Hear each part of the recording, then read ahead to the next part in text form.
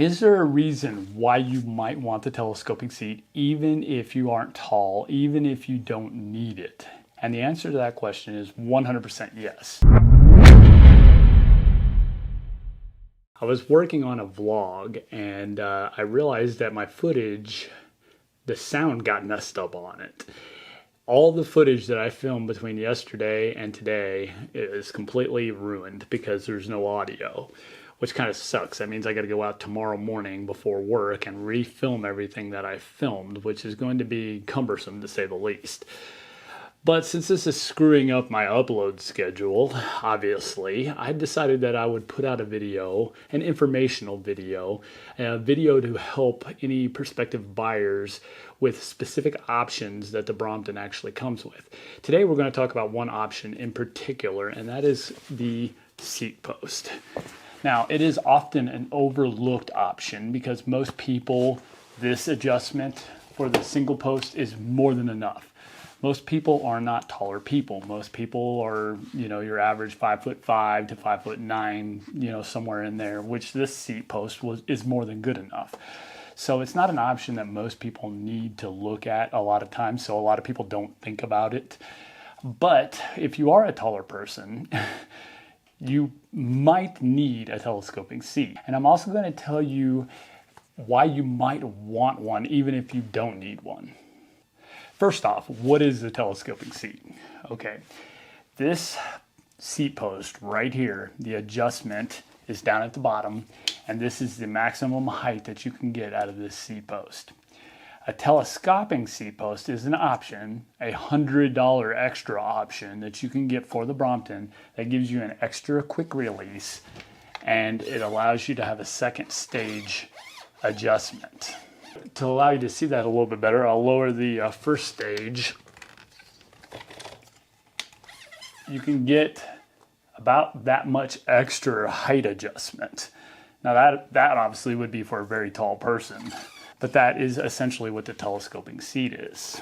Now, if you're a taller person and you're a person that has long legs, because it's not necessarily about your height, it's about your torso size, it's about your leg size. Some people have longer legs, shorter torso. Some people have a long torso, long legs.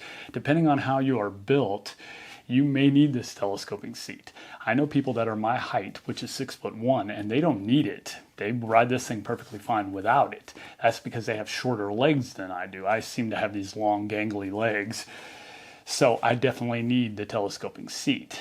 Most bicycle shops are going to let you test ride the bike around the bicycle shop. They don't want you going on some long 56-mile ride. They don't want you doing that because obviously it's going to put wear and tear on the bicycle. So a lot of times they will allow you to ride it around the parking lot for a couple spins, see if you like it, and that's really not enough to get a feel for the bicycle. Now, when I first rode this bicycle, I lifted the seat all the way up. That was obvious. I had to lift it all the way up. And I rode it around the parking lot, and it felt all right. I didn't have any issues. But when I started riding this thing home, I started getting the feeling that something wasn't right. I started getting this little pain up my back. Part of my leg was feeling really weird. I couldn't put my finger on it, but there was definitely something not right. And I found out what it was because I unlatched the second stage and lifted it up about a couple of inches. I found that it was way more comfortable, and I was riding, I was pedaling, I wasn't getting any pain in my knee, I wasn't getting pain at my lower back area, and I realized it was just in the adjustment. Now, luckily this bike came with the telescoping seat, so I didn't have any issue there. Most of them don't come with that. The people that sold this bicycle obviously installed some options on this bicycle that normally don't come with it. But in my case, the seat came with it, the telescoping seat, which was nice, and I'm glad it did. Because initially I wouldn't have known that until I was riding the bike home and I just felt like something wasn't right. We all know how important bicycle fit is, okay? I could take a 53 centimeter frame and ride it around for about 20 minutes and feel perfectly fine. But after about 2 hours, I'm gonna feel it. My joints are gonna hurt, my back's gonna hurt, my neck is gonna hurt.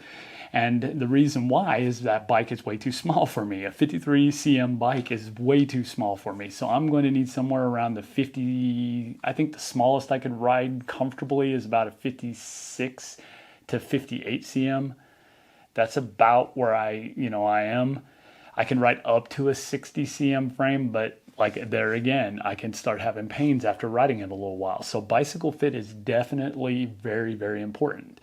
We don't think about that when we purchase a Brompton because everything's adjustable, right? We can just adjust things to get it to where we want it to be. But like I said, you're not going to be able to dial everything 100% in until you've rode the bike for a couple of hours and you get a feel for it. And you see if you start having these pains like I did. But when you initially test ride a Brompton and you lift the seat all the way up as far as it can go and you feel like it might be all right, but you have it all the way maxed out already, you might want to think about just going ahead and getting the telescoping seat while you're at the bike shop because, like I said, you don't know 2 or 3 days later, maybe that little extra adjustment, that little extra height that you can get out of a telescoping seat, maybe that will be beneficial to you.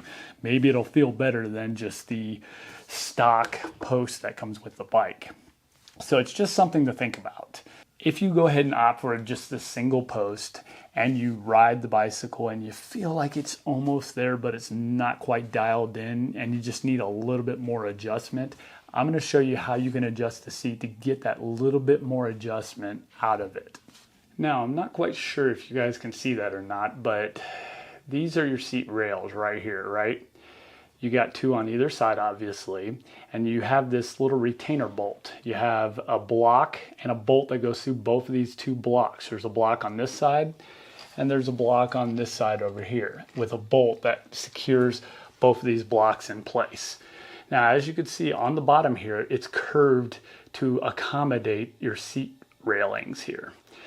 Now, if you loosen this bolt up, these blocks will become loose. And that's how you would normally take your seat off, right? Well, if you flip that block upside down and you flip the block on this side upside down, this curved piece that holds the railing will be at the top.